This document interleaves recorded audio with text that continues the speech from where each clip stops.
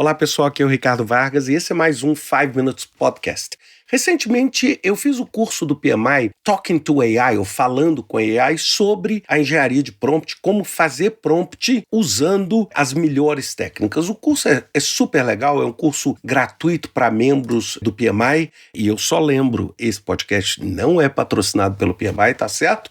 Mas teve uma coisa super legal nesse curso que eu queria compartilhar com vocês, ou seja, são dicas super simples para que a gente faça um bom prompt, né? Eu não vou falar aqui especificamente sobre uma técnica, mas simplesmente sobre uma guideline, uma ideia que a gente tem que ter sempre na cabeça. A primeira é quanto mais específico a gente for, melhor. Então a gente tem que ser específico. Se a gente pedir assim, por exemplo, um chat GPT através do Dolly para desenhar uma casa, bem, muito provavelmente a casa que vai sair não é uma casa que você esperava. Então você tem que ser específico.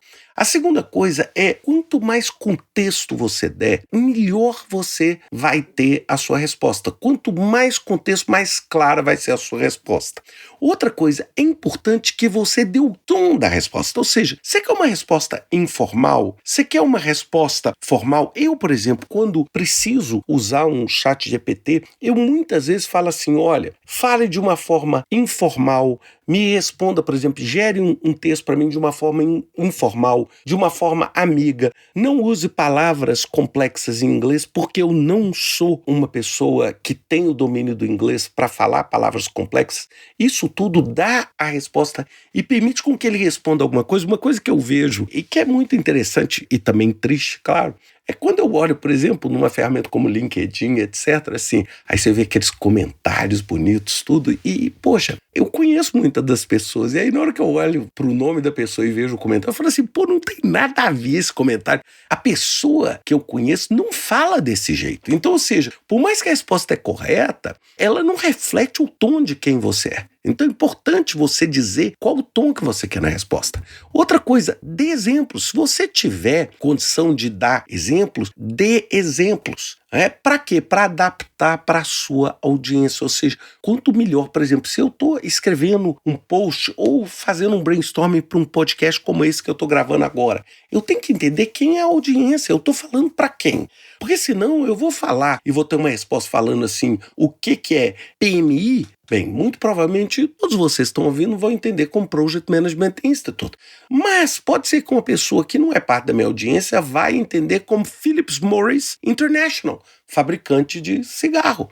Bem, quem é que está certo ou quem está errado? Eu preciso entender, quando eu falo PMI, qual é a minha audiência? Porque se eu não estou dentro da audiência que é de gerenciamento de projeto, não adianta eu falar PMI, eu tenho que explicar o que é um instituto que atua na área de projetos. Outra coisa, isso me leva ao próximo.